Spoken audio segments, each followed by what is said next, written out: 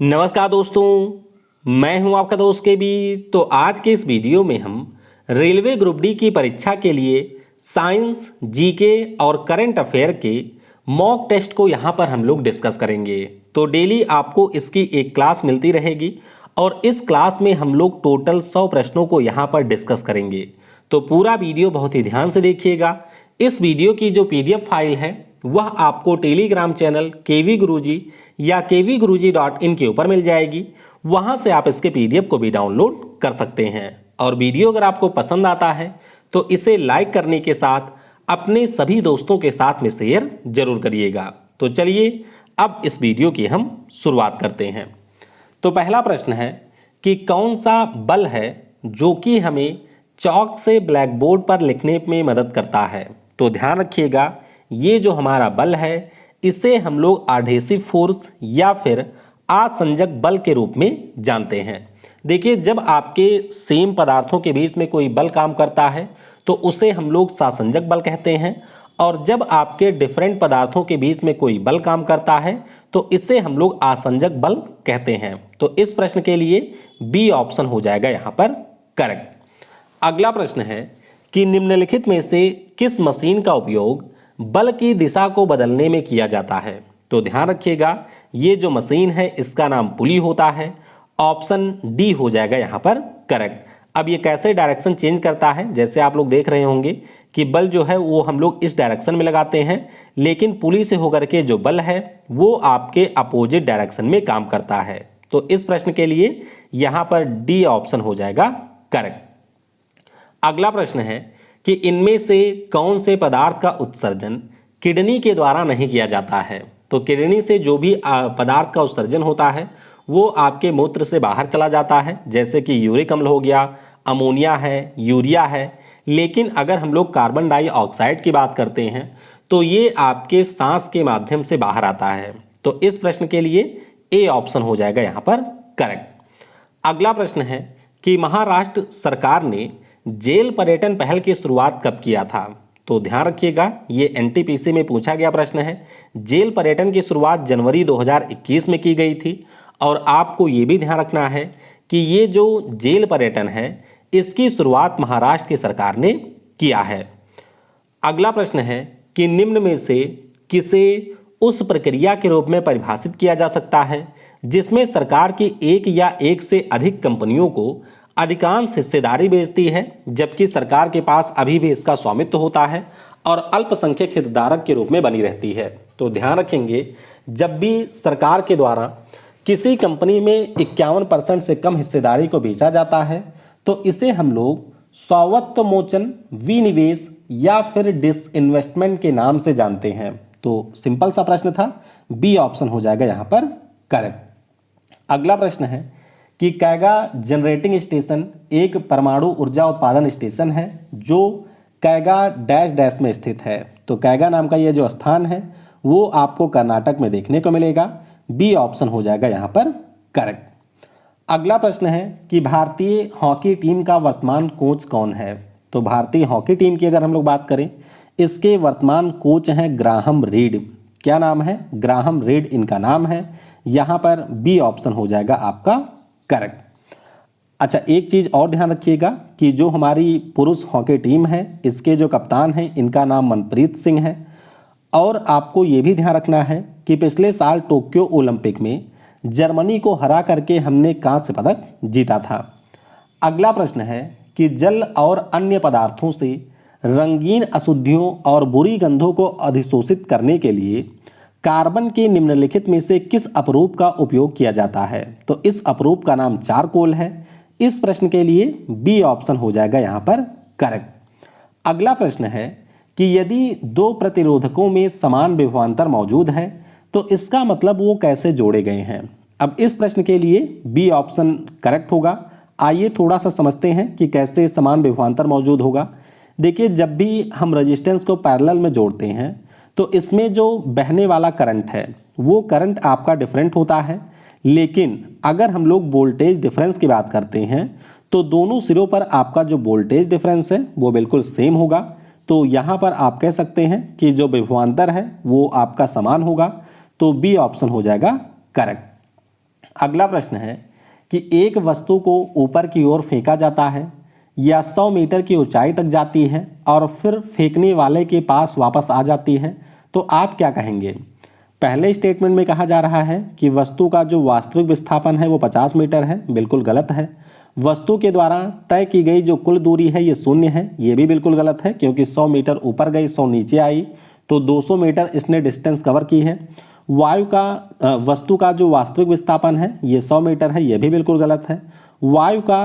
वस्तु का जो वास्तविक विस्थापन है ये 0 है, ये बिल्कुल करेक्ट है, क्योंकि डिस्प्लेसमेंट में आपका डायरेक्शन और मैग्नीट्यूड दोनों होता है। तो वस्तु आपके एक पार्टिकुलर दूरी तक गई थी, फिर वापस इनिशियल पोजीशन पर आ जाती है, तो इसीलिए आप कहेंगे कि जो इसका एक्चुअल डिस्प्लेसमेंट है वो बिल्कुल 0 है, तो डी ऑप्शन हो जाएगा करेक्ट। अगला प्रश्न है कि पौधों का कौन सा हिस्सा रनर यानी कि घास में प्रजनन के लिए विशेषीकृत होता है? तो ये जो हिस्सा है इसे हम लोग तने के नाम से जानते हैं। इस प्रश्न के लिए सी ऑप्शन हो जाएगा करेक्ट। आपने ऐसे बहुत सारे पौधे देखे होंगे कि जिस पौधे का तना बाहर निकलता है ये जा करके आपके ज़मीन को कहीं पर टच करता है और वहाँ से एक नया पौधा निकल जाता है, तो धावक इसे कहा जाता है। ये आपके विशेष तने होते हैं जो कि एक नए पौधे को जन्म यहाँ पर देते हैं। अगला प्रश्न है कि जीव जगत का 5 वर्गों में जो वर्गीकरण है जिसे आप लोग 5 किंगडम क्लासिफिकेशन कहते हैं, ये किसने किया था? तो ये जो क्लासिफिकेशन है ये हमारे व्हाइटेकर या व्हाइटेकर महोदय ने किया था। बी ऑप्शन हो जाएगा यहाँ पर करेक्ट। अब ये आपके जो क्लासिफिकेशन है इन्हें भी आपको ध्यान रखना है, जैसे कि मोनेरा, प्रोटिस्टा, फंगई, प्लांटेई, एनीमिलिया, ये सारे इसके क्लासिफिकेशन है। अगला प्रश्न है कि अष्टकों का जो नियम है ये केवल डैश डैश तक लागू था। तो अष्टकों का जो नियम था ये आपके पीरियोडिक टेबल में सिर्फ कैल्शियम तक ही लागू था, तो यहाँ पर सी ऑप्शन हो जाएगा हमारा करेक्ट। आपको पता होना चाहिए कि न्यूलैंड महोदय के द्वारा 1865 में अष्टक का नियम दिया गया था और ये जो आपके अष्टक का नियम था ये सिर्फ कैल्शियम तक ही लागू था। अगला प्रश्न है कि निम्नलिखित में से कौन सा मिलान सही नहीं है? देखिए, अगर हम लोग ब्लड के पीएच की बात करते हैं तो ये 7.4 होता है, सिरके का 2.2 करेक्ट है, दूध का 6.6 करेक्ट है, लेकिन जब हम लोग प्योर वाटर की बात करते हैं तो इसका पीएच होता है 7, यानी कि ये न्यूट्रल होता है, जबकि यहाँ पर 7.5 दिया गया है, तो बी ऑप्शन वाला मिलान इनकरेक्ट है। अगला प्रश्न है कि नारियल की जो जटा होती है यानी कि जो नारियल का छिलका होता है ये किस ऊतक का बना होता है? तो नारियल के छिलके की अगर हम लोग बात करते हैं तो ये बना होता है दृढ़ ऊतक, जिसे हम लोग स्क्लेरेनकाइमा के नाम से जानते हैं। जरूर ध्यान रखिएगा, ये ग्रुप डी में 3-4 बार पिछली बार पूछा गया था। तो दृढ़ ऊतक से आपके नारियल की जटा बनी होती है। अगला प्रश्न है कि बालाघाट की जो खाने हैं ये आपके कौन से धातु के लिए फेमस हैं, यानी कि कौन सी धातु यहाँ पर पाई जाती है? तो बालाघाट के खानों में आपको मैग्नीज देखने को मिलेगा और ये माइंस आपको उड़ीसा राज्य में देखने को मिलेंगी। डी ऑप्शन हो जाएगा यहाँ पर करेक्ट। अगला प्रश्न है कि निम्नलिखित में से क्या स्पोर फार्मेशन के द्वारा प्रजनन करता है? तो ध्यान रखिएगा, जब हम लोग स्पोर फार्मेशन यानी कि बीजाणु निर्माण की बात करते हैं तो इसके जरिए प्रजनन करता है राइजोपस। क्या करता है? राइजोपस इसी के जरिए प्रजनन करता है, तो यहाँ पर ए ऑप्शन हो जाएगा करेक्ट। ध्यान रखिएगा, जो हमारा राइजोप्स है, म्यूकर है, ये आपके बीजाणु फार्मेशन के द्वारा प्रजनन करते हैं। अगला प्रश्न है कि जैसे ही एक तरल पदार्थ की मुक्त सतह से गहराई कम होती है, तरल के द्वारा डाला गया दबाव क्या होगा? तो आपको पता होना चाहिए कि जैसे जैसे हम लोग किसी भी पानी के भीतर जाते हैं वैसे वैसे यहाँ पर जो आपकी डेंसिटी है या फिर आप कह सकते हैं जो आपका प्रेशर है वो बढ़ता जाता है, लेकिन गहराई यहाँ पर कम हो रही है। गहराई कम होने का मतलब है कि आपका जो पदार्थ है वो धीरे धीरे और नीचे की ओर पहुँच रहा है और इस स्थिति में जो यहाँ पर डाला गया दबाव है वो आपका बढ़ जाएगा। क्या होगा? दबाव आपका बढ़ेगा। गहराई कम होने का मतलब है कि वो और ज़्यादा नीचे पहुँच रही है और उस स्थिति में जो प्रेशर है वो बढ़ जाएगा। तो यहाँ पर डी ऑप्शन हो जाएगा हमारा करेक्ट। अगला प्रश्न है कि सिंधु सभ्यता के जो लोग हैं ये डैश डैश बनाने के लिए तांबे और टिन को मिश्रित करते थे। तो सिंधु सभ्यता के जो लोग हैं ये आपके मिश्रित करते थे ब्रॉन्ज को। ठीक है, ब्रॉन्ज बनाने के लिए ये आपके कॉपर और टिन का यूज करते थे और इसीलिए आपने देखा होगा कि सिंधु घाटी सभ्यता को हम लोग कांस्य युगीन सभ्यता भी कहते हैं। तो यहाँ पर बी ऑप्शन करेक्ट होगा। अगला प्रश्न है कि डेक्कन पठार के पूर्वी और पश्चिमी किनारे पर कौन सी पर्वत श्रृंखला है। तो जरूर ध्यान रखिएगा, ये आपको मिलेगी पश्चिमी पर्वत श्रृंखला यहाँ पर, और यहाँ पर पूर्वी है। बीच में आपका डेक्कन का प्लेट्यू है। तो पूर्वी और पश्चिमी घाट के बीच में डेक्कन का पठार स्थित है। अगला प्रश्न है कि एक H2O अणु में उपस्थित हाइड्रोजन की प्रतिशतता क्या है। तो ये आपको पता होना चाहिए। फार्मूला इसका H2O होता है। ऑक्सीजन हमारा 16 हो जाएगा, ये आपका 2 हो जाएगा, और जब इसको आप लोग यहाँ से निकालेंगे तो ये वैल्यू आ जाती है 11.11। कितनी? 11.11 तो यहाँ पर बी ऑप्शन हो जाएगा करेक्ट। अगला प्रश्न है कि मुरादाबाद डैश डैश की कारीगरी के लिए प्रसिद्ध है और दुनिया भर में हस्तशिल्प उद्योग की एक अपनी जगह बनाई है। तो मुरादाबाद को हम लोग पीतल नगरी कहते हैं और ये आपके पीतल के लिए फेमस है। तो यहाँ पर डी ऑप्शन हो जाएगा हमारा करेक्ट।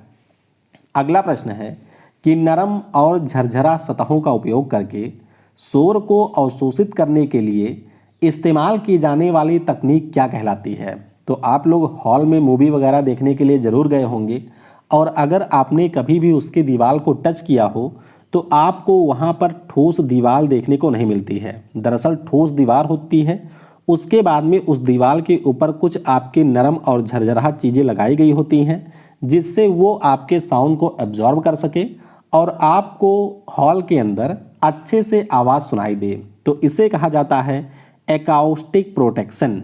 क्या कहते हैं? एकॉस्टिक प्रोटेक्शन कहते हैं या ध्वनिक संरक्षण कहा जाता है। ए ऑप्शन होगा यहाँ पर करेक्ट। अगला प्रश्न है कि अरुण पुरी किस समाचार चैनल के प्रबंध निदेशक हैं। तो अरुण पुरी की अगर हम बात करें, ये आपके इंडिया टुडे समाचार चैनल के प्रबंध निदेशक हैं। यहाँ पर बी ऑप्शन हो जाएगा करेक्ट।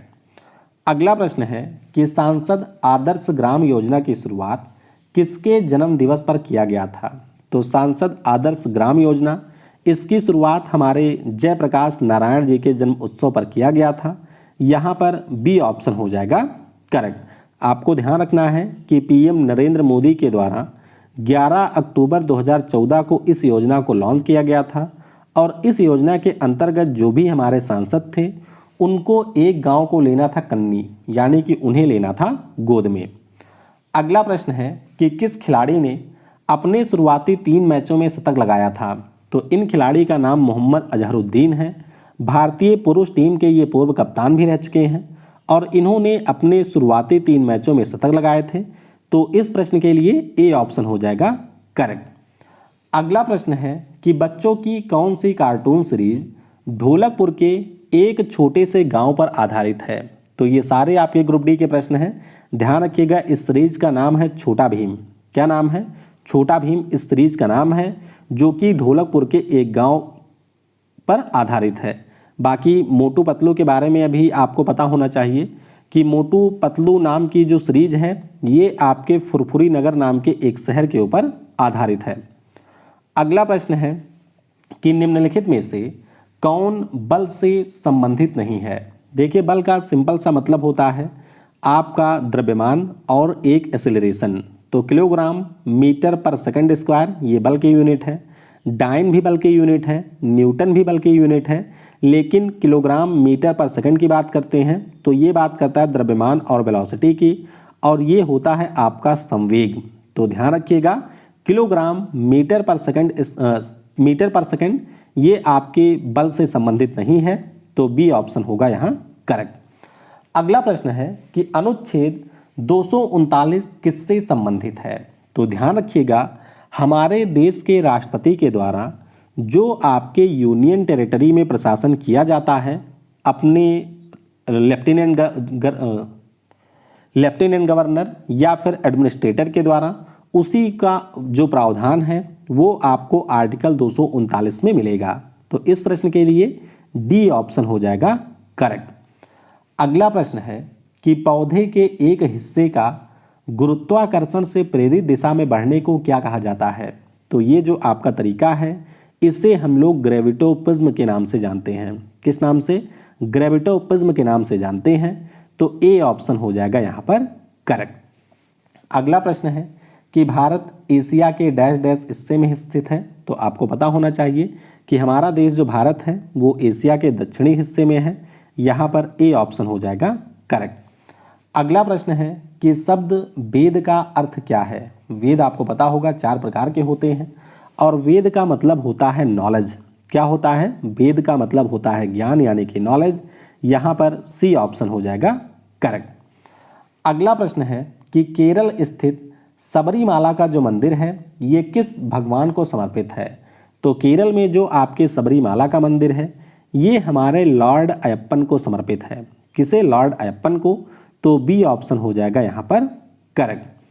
अगला प्रश्न है कि एक फूल जिसमें 4 या अधिक चक्र होते हैं, जिसमें कम से कम एक बाह्य दलपुंज, पुमंग और जायांग होता है, उस पुष्प को हम क्या कहते हैं? तो भैया जिसमें आपकी सारी चीज़ें मौजूद हैं उसे हम लोग कहेंगे कंप्लीट फ्लावर। क्या कहेंगे? इसे हम लोग पूर्ण पुष्प के नाम से जानते हैं। तो इस प्रश्न के लिए सी ऑप्शन हो जाएगा करेक्ट। अगला प्रश्न है कि गुरुत्वीय त्वरण जी का जो मान है वो किस पर निर्भर करता है? तो अगर आपको फार्मूला पता है कि G equal to capital G capital M upon R square, तो आप आसानी से कर सकते हैं। गुरुत्वीय त्वरण जी जो है वो हमारे कैपिटल जी के ऊपर डिपेंड करेगा, पृथ्वी के द्रव्यमान पर भी डिपेंड करेगा, पृथ्वी की त्रिज्या पर भी डिपेंड करेगा, लेकिन जो आपकी गिरती हुई वस्तु का द्रव्यमान है उस पर डिपेंड नहीं करता है। तो ए, बी और डी ये तीनों सही होंगे और इस प्रकार से ऑप्शन 1 हो जाएगा यहाँ पर करेक्ट। अगला प्रश्न है कि धर्मनिरपेक्षता शब्द किस संशोधन अधिनियम के माध्यम से संविधान के प्रस्तावना में जोड़ा गया था?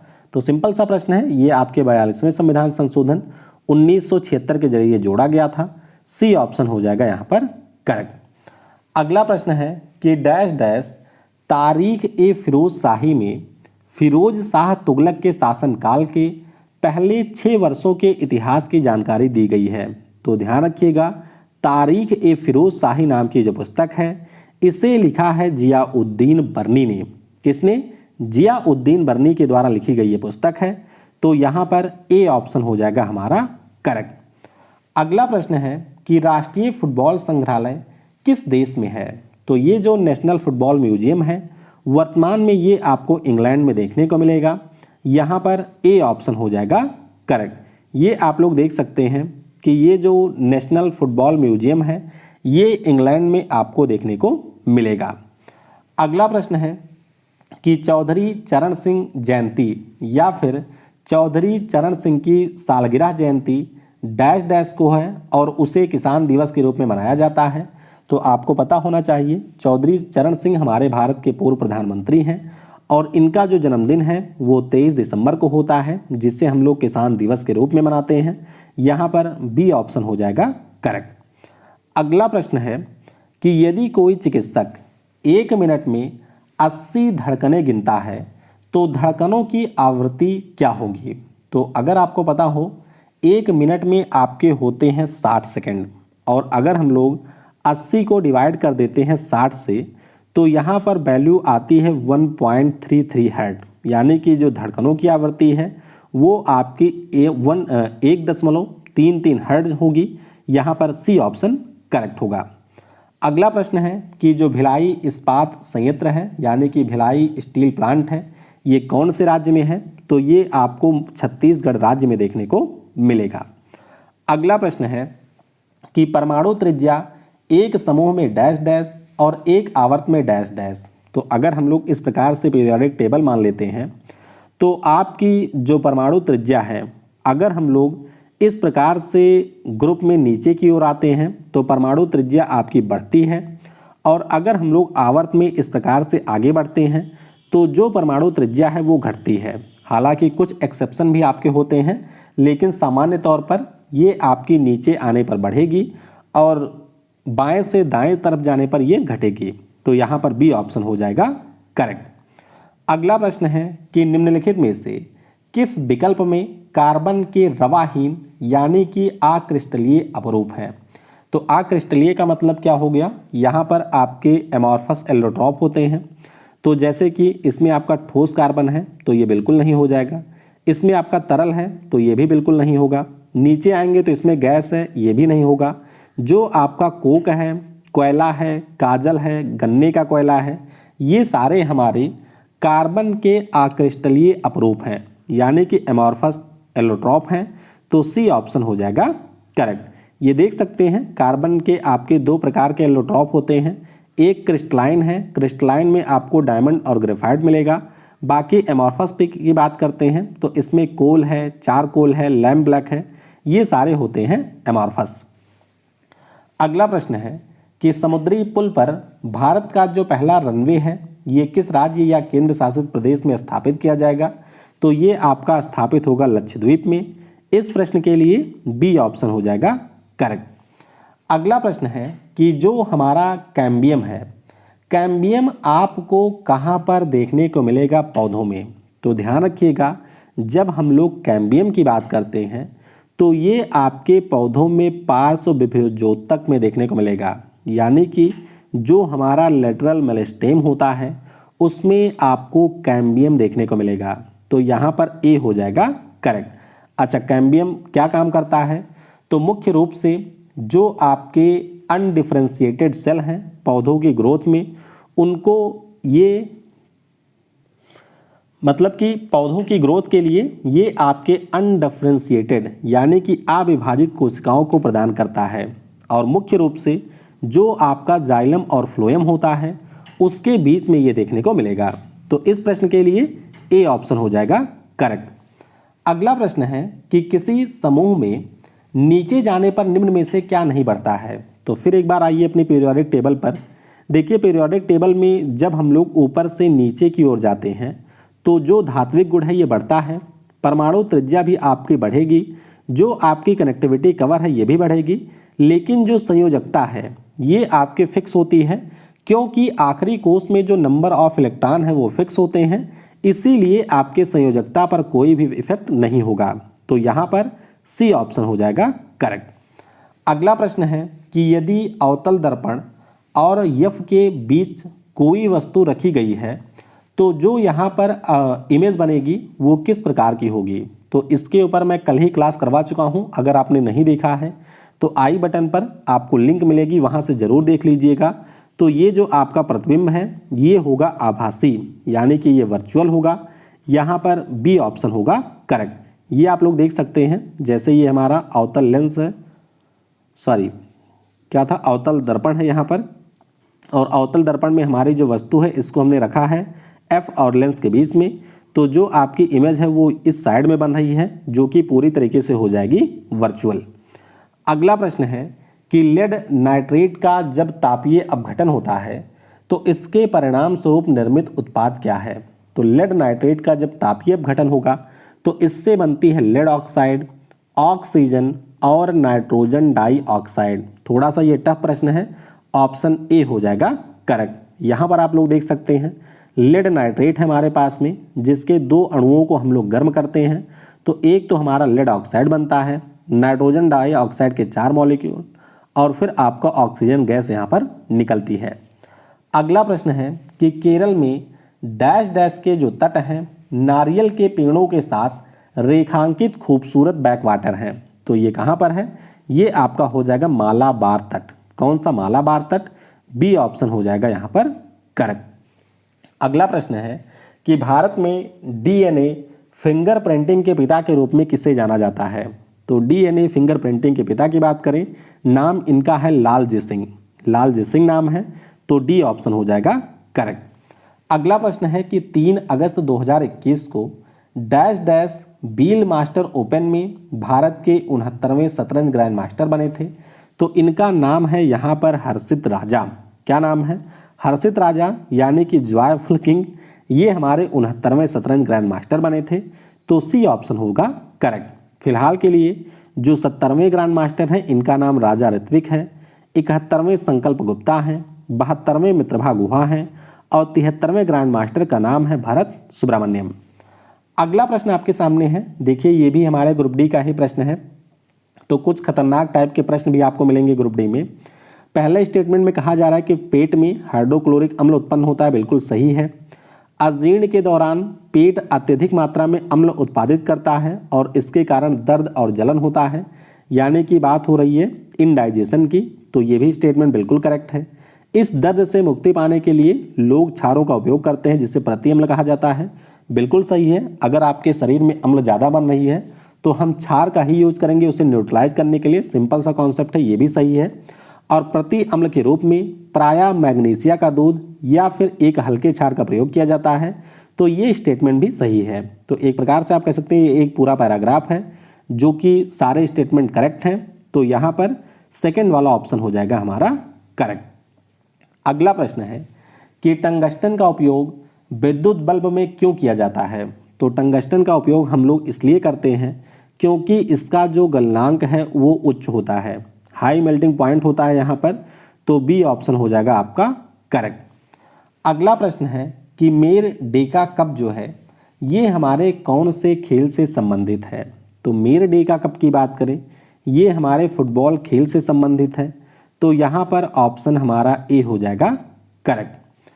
अगला प्रश्न है कि 36 किलोग्राम प्रति घंटे की चाल से गतिमान 2 किलोग्राम द्रव्यमान की एक धात्विक गेंद 3 किलोग्राम द्रव्यमान की एक स्थिर गेंद से टकरा जाती है।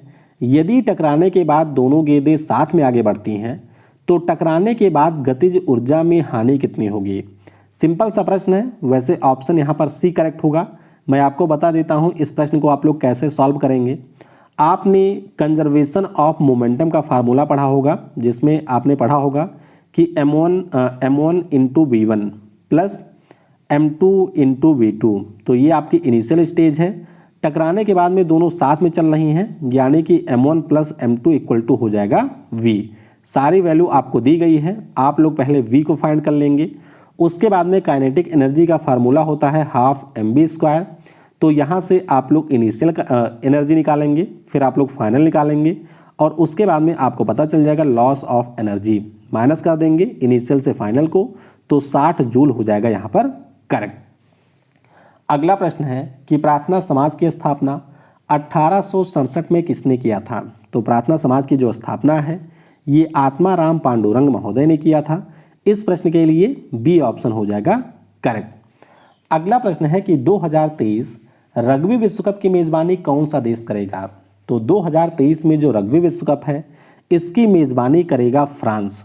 कौन करेगा? फ्रांस इसकी मेज़बानी कर रहा है, तो यहाँ पर बी हो जाएगा करेक्ट। आपको ध्यान रखना है कि लास्ट टाइम जो रग्बी विश्व कप है ये 2019 में हुआ था, जो कि जापान में आयोजित किया गया था। दक्षिण अफ्रीका ने इसे जीता था, और 2023 में जो रग्बी विश्व कप है ये फ्रांस देश में आयोजित किया जाएगा। अगला प्रश्न है कि रानी हमीदा बानो बेगम मुगल सम्राट डैश डैश की पत्नी थी। तो हुमायूं की 3 पत्नियां थीं, जिसमें से हमीदा बानो बेगम एक प्रमुख पत्नी थी, तो डी ऑप्शन हो जाएगा करेक्ट।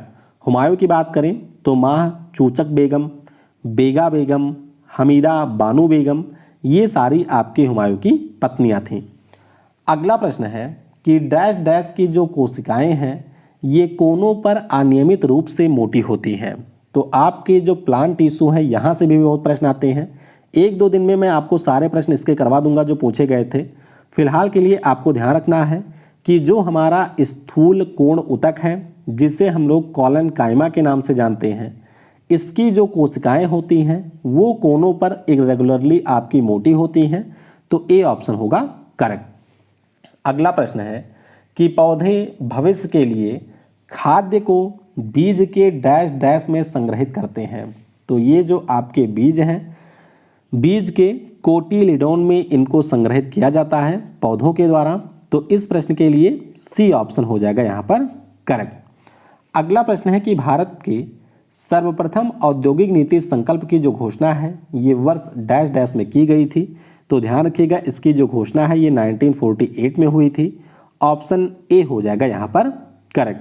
वहीं पर अगर हम लोग औद्योगिक पॉलिसी रेजुलेशन की बात करते हैं तो इसे आपके 1956 में पार्लियामेंट के द्वारा अडॉप्ट किया गया था। अगला प्रश्न है कि निम्नलिखित में से कौन सा शब्द बास्केटबॉल से संबंधित है। तो पेनाल्टी कॉर्नर की बात करें, ये आपके फुटबॉल का है। अपर कट आपके क्रिकेट का है, जबकि जो फ्लैग्रेंट फाउल है ये आपके बास्केटबॉल से जुड़ा हुआ टर्म है। तो इस प्रश्न के लिए ए ऑप्शन हो जाएगा करेक्ट। अगला प्रश्न है कि मोती मस्जिद या फिर जो आपकी पर्ल मस्जिद है ये कौन से किले की सबसे सुंदर संरचना है। तो मोती मस्जिद की अगर हम बात करें तो ये आपको लाल किले में देखने को मिलेगी जो कि दिल्ली में स्थित है। तो यहाँ पर ए ऑप्शन हो जाएगा करेक्ट। अगला प्रश्न है कि यदि एक हवाई जहाज 4000 मीटर की दूरी तय करता है व किया गया कार्य 20,000 जूल है तो लागू किया गया बल ज्ञात कीजिए। तो सिंपल सा प्रश्न है, लागू किया गया जो बल है वो आपका हो जाएगा 5 न्यूटन। कैसे होगा तो आपको पता होना चाहिए, W इक्वल टू होता है F मल्टीप्लाइड बाई डी। क्या होता है F मल्टीप्लाइड बाई डी। आपको F यहाँ पर निकालना है, W आपका 20,000 है तो 20,000 में हम लोग डिवाइड कर देंगे 4,000 से, वैल्यू आपकी आ जाएगी 5 न्यूटन। तो ए ऑप्शन हो जाएगा करेक्ट। अगला प्रश्न ये ग्रुप डी में पूछा गया था 2018 में कि उत्तर प्रदेश में कितने जिले हैं। तो ध्यान रखिएगा उत्तर प्रदेश में जिलों की संख्या है टोटल 75। तो इस प्रश्न के लिए सी ऑप्शन हो जाएगा करेक्ट। अगला प्रश्न है कि निम्नलिखित में से किसके जलीय अपघटन पर एसिटिक अम्ल बनता है। तो ध्यान रखेंगे जब आपके CH3CN का जलीय अपघटन होता है तो इसके परिणाम स्वरूप एसिटिक अम्ल देखने को मिलेगा। तो इस प्रश्न के लिए सी ऑप्शन हो जाएगा यहाँ पर करेक्ट। अगला प्रश्न है कि निम्नलिखित में से किस देश ने 2007 में पहला T20 क्रिकेट विश्व कप जीता था। तो इस देश का नाम है भारत। क्या नाम है, भारत इस देश का नाम है। तो ए ऑप्शन हो जाएगा आपका करेक्ट। अगला प्रश्न है कि फोर्ट सेंट लुइस एक डैश डैश किला था जो भारत के पूर्वी तट पर पौंडीचेरी में स्थित था। तो ये जो किला है ये आपके था फ्रांसीसियों का। किसका किला था, फ्रांसीसियों का ये किला था। तो डी ऑप्शन हो जाएगा करेक्ट। अगला प्रश्न है ट्रिप्सिन क्या काम करता है। तो ट्रिप्सिन की अगर हम लोग बात करते हैं तो ये आपके शरीर में प्रोटीन को तोड़ने का काम करता है। किसको, प्रोटीन को तोड़ने का काम करता है। आपको पता होना चाहिए ट्रिप्सिन एक प्रकार का एंजाइम है जो कि पाचन तंत्र में आपके प्रोटीन को तोड़ने का काम करता है। अगला प्रश्न है कि निम्नलिखित में से कौन सा एक हमारा वर्टिब्रेट एनिमल नहीं है। तो अगर हम बात करें मैमल्स आपके वर्टिब्रेट होते हैं, पक्षी भी होता है, लेकिन अगर हम लोग घोंघे की बात करते हैं तो ये हमारा इनवर्टिब्रेट है। यहाँ पर सी ऑप्शन हो जाएगा करेक्ट। अगला प्रश्न है कि निम्नलिखित में से कौन सी नेपाल की सबसे लंबी नदी है। तो नेपाल की जो सबसे लंबी नदी है इस नदी का नाम है कर्णाली। क्या नाम है, कर्णाली नदी नाम है। इसे हम लोग घाघरा के नाम से भी जानते हैं जो कि आपके कैलाश मानसरोवर के पास से निकलती है। तो डी ऑप्शन होगा करेक्ट। अगला प्रश्न है कि जननायक जनता पार्टी किस राज्य की एक क्षेत्रीय पार्टी है। तो जननायक जनता पार्टी की बात करें ये हमारे हरियाणा राज्य की एक क्षेत्रीय पार्टी है। वर्तमान में बीजेपी सरकार के साथ में इसका गठबंधन है। सी ऑप्शन हो जाएगा करेक्ट। अगला प्रश्न है कि निम्न में से किसके द्वारा इनडोमिटेबल स्पिरिट पुस्तक लिखी गई है। तो ये जो पुस्तक है ये पुस्तक लिखा है हमारे missile man doctor APJ Abdul Kalam sahab ने। ए ऑप्शन हो जाएगा यहाँ पर करेक्ट। तो wings of fire, ignited minds, India 2020, turning points, Na Jeevan Gamanam, you are born to blossom, Adamya Sahas, ये सारी जो पुस्तकें हैं ये हमारे APJ अब्दुल कलाम साहब ने लिखी हैं। तो ए ऑप्शन हो जाएगा करेक्ट। अगला प्रश्न है कि निम्नलिखित में से किसको कोशिका का पावर हाउस कहा जाता है। तो कोशिका का जो पावर हाउस है ये आपके माइटोकॉन्ड्रिया को कहा जाता है। यहाँ पर बी ऑप्शन हो जाएगा करेक्ट। ध्यान रखिएगा कि रिचर्ड आल्टमैन के द्वारा इसकी खोज की गई थी और इसका नाम रखा था कार्ल बेंडा ने। अगला प्रश्न है कि लाल कृमियों में डैश डैश नामक एक संरचना होती है जो उनका भोजन पीसने में उनकी सहायता करती है। तो लाल कृमियों यानी कि अगर हम लोग रेड वर्म्स की बात करते हैं तो इनमें आपको पक्वाशय देखने को मिलेगा और यही जो पक्वासा है ये भोजन को पीसने में मदद करता है। डी ऑप्शन हो जाएगा करेक्ट। ये देख सकते हैं ये होता है पक्वासा। अगला प्रश्न है कि स्वतंत्र भारत में जो हिंदू उत्तराधिकार अधिनियम है ये किस वर्ष पारित हुआ था। तो हिंदू उत्तराधिकार अधिनियम की बात करते हैं, ये पारित हुआ था 1956 में। तो इस प्रश्न के लिए डी ऑप्शन हो जाएगा करेक्ट। अगला प्रश्न है कि निम्नलिखित में से कौन सी ग्रंथि है जो हमारे फेफड़ों के बीच पाई जाती है। तो इस ग्रंथि का नाम होता है आपकी थाइमस ग्लैंड। तो मुख्य रूप से ये जो ग्रंथि है वो बाल अवस्था में सक्रिय होती है, यानी कि एक्टिव होती है। धीरे धीरे शरीर में इसका काम समाप्त हो जाता है और इसे हम लोग थाइमस ग्लैंड के नाम से जानते हैं। अगला प्रश्न है कि भारत में जो अंतर्राष्ट्रीय वित्तीय सेवा केंद्र प्राधिकरण है इसका मुख्यालय कहाँ पर स्थापित किया गया था। तो इसका मुख्यालय आपको गुजरात की राजधानी गांधीनगर में मिलेगा। बी ऑप्शन हो जाएगा करेक्ट। अगला प्रश्न है कि कृष्णा नागर किस खेल से संबंधित पैरा खिलाड़ी हैं। तो कृष्णा नागर की अगर हम लोग बात करते हैं, पिछले साल टोक्यो पैरालंपिक में इन्होंने गोल्ड मेडल जीता था और ये हमारे बैडमिंटन के खिलाड़ी हैं। तो प्रमोद भगत और कृष्णा नागर ये दोनों ही हमारे पैरा बैडमिंटन के खिलाड़ी हैं। सी ऑप्शन हो जाएगा करेक्ट। अगला प्रश्न है कि निम्नलिखित में से किस टीम ने इंडियन सुपर लीग 2020-21 जीता था। तो 2020-21 पिछले साल हुआ था, जिसे जीता था मुंबई सिटी फुटबॉल क्लब ने। 2021-22 जो है वो आपका इस साल हुआ है और उसे जीता है हैदराबाद फुटबॉल क्लब ने। बहुत ही ज़्यादा महत्वपूर्ण प्रश्न है, जरूर पूछा जाएगा, ध्यान रखिएगा। 2021 में मुंबई सिटी ने और इस साल जीता है हैदराबाद ने। तो डी ऑप्शन होगा करेक्ट। अगला प्रश्न है कि जब एक अवतल दर्पण के फोकस और सी के बीच में एक वस्तु को रखा जाता है तो उसके प्रतिबिंब की प्रकृति कैसी होती है। तो यहाँ पर जो इमेज बनेगी वो आपके बड़े साइज की बनती है। इस प्रश्न के लिए ए ऑप्शन हो जाएगा करेक्ट। ये आप लोग देख सकते हैं कि ये हमारा एफ है और किसके बीच रखी गई थी, अच्छा एफ और सी के बीच में। तो यहाँ पर आप लोग देखिए एफ कहाँ पर है, एफ और सी, हाँ तो ये हमारा एफ हो गया, यहाँ पर एफ है और ये आपका सी है। इसके बीच में हमने वस्तु को रखा है और आप देख सकते हैं जो इमेज बन रही है वो यहाँ पर बन रही है, जो कि वस्तु के साइज से बड़ी है। ये इमेज आपकी उल्टी है और ये जो इमेज है वो आपकी रियल इमेज है। तो इस प्रश्न के लिए यहाँ पर ए ऑप्शन हो जाएगा करेक्ट। अगला प्रश्न है जो काली टाइगर रिजर्व है ये कहाँ पर स्थित है। तो काली टाइगर रिजर्व की बात करते हैं, ये हमारे कर्नाटक राज्य में है। तो यहाँ पर सी ऑप्शन होगा करेक्ट। ध्यान रखिएगा, दांडेली अंसी, नागरहोल, भद्रा, बांदीपुर और बिलीगिरी रंगनाथ ये सारे टाइगर रिजर्व हमारे कर्नाटक राज्य में हैं। अगला प्रश्न है कि निम्नलिखित में से किस दिन को विश्व जल दिवस के रूप में मनाया जाता है। तो विश्व जल दिवस की बात करते हैं, ये हम लोग मनाते हैं 22 मार्च को। वहीं पर अगर विश्व पृथ्वी दिवस की बात करें तो वो हम लोग 22 अप्रैल को मनाते हैं। तो यहाँ पर सी ऑप्शन करेक्ट होगा। अगला प्रश्न है कि निम्नलिखित में से कौन सा एक मूल मात्रक नहीं है। तो अगर हम लोग न्यूटन की बात करते हैं तो ये हमारा फंडामेंटल यूनिट नहीं है, क्योंकि ये आपके मूल मात्रकों से उत्पन्न हो रहा है। तो बी ऑप्शन हो जाएगा यहाँ पर करेक्ट। आप लोग देख सकते हैं कि लेंथ, मास मतलब कि metre, kilogram, second, ampere, kelvin, mole और कैंडिला यही हमारे केवल मूल मात्रक होते हैं। अगला प्रश्न देखिए रिपीट हो गया कि कौन सा बल हमें चाक से ब्लैक बोर्ड पर लिखने में मदद करता है। तो इसे हम लोग आसंजक बल कहते हैं। बी ऑप्शन हो जाएगा करेक्ट। अगला प्रश्न है कि हरगोविंद खुराना को किस आविष्कार के लिए सम्मानित किया गया था नोबेल पुरस्कारों से। तो प्रोटीन संश्लेषण के लिए इन्होंने काम किया था और इसी के लिए इनको नोबेल पुरस्कार से सम्मानित किया गया था। यहाँ पर ए ऑप्शन हो जाएगा करेक्ट। तो देख सकते हैं इन्होंने जो नोबेल पुरस्कार प्राप्त किया था वो था for their interpretation of genetic code and its function in protein synthesis.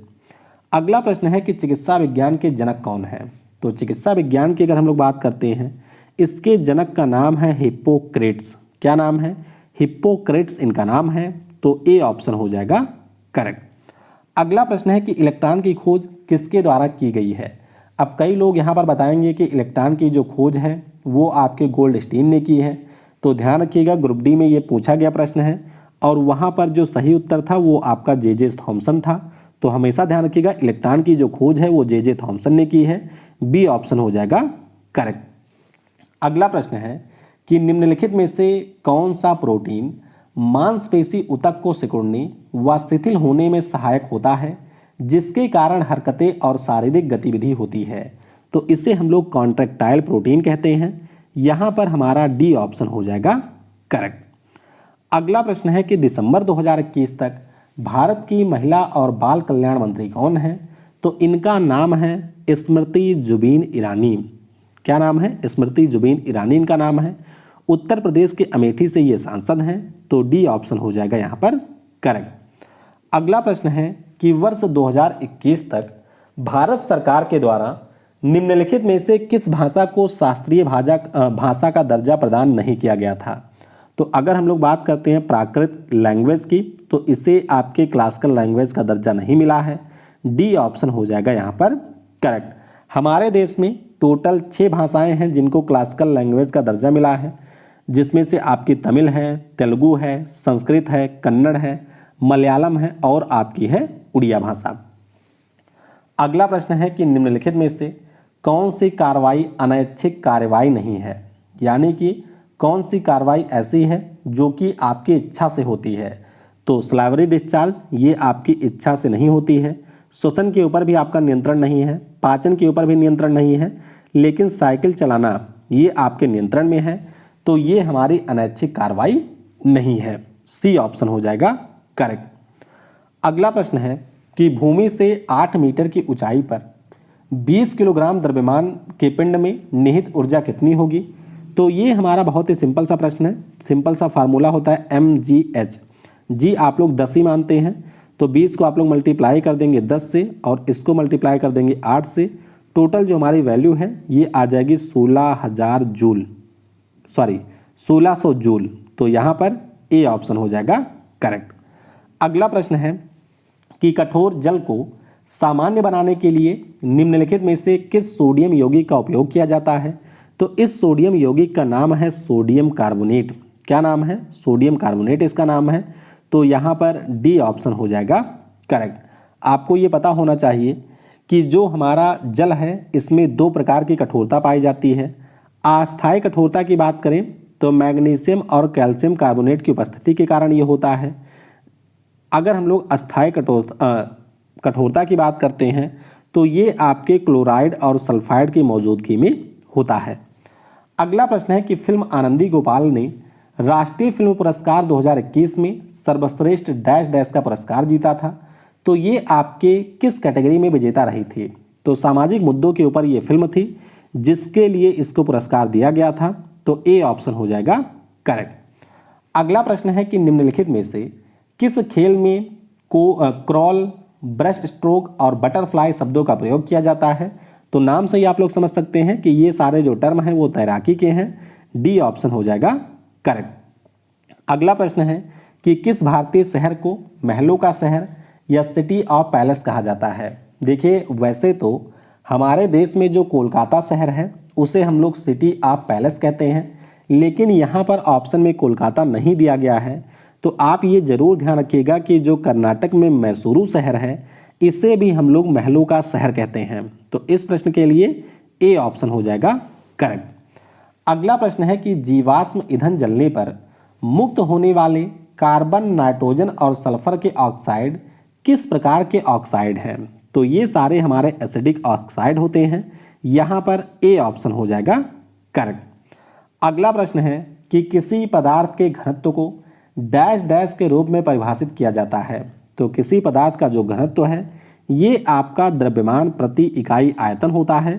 तो यहाँ पर सी ऑप्शन हो जाएगा हमारा करेक्ट। आपको पता होना चाहिए कि जो हमारा द्रव्यमान होता है ये बराबर होता है आयतन मल्टीप्लाइड बाई डेंसिटी के। तो इस प्रकार से सी ऑप्शन होगा यहाँ करेक्ट। अगला और आखिरी प्रश्न है कि बेगम हजरत महल कप जो है वो किस खेल से संबंधित है।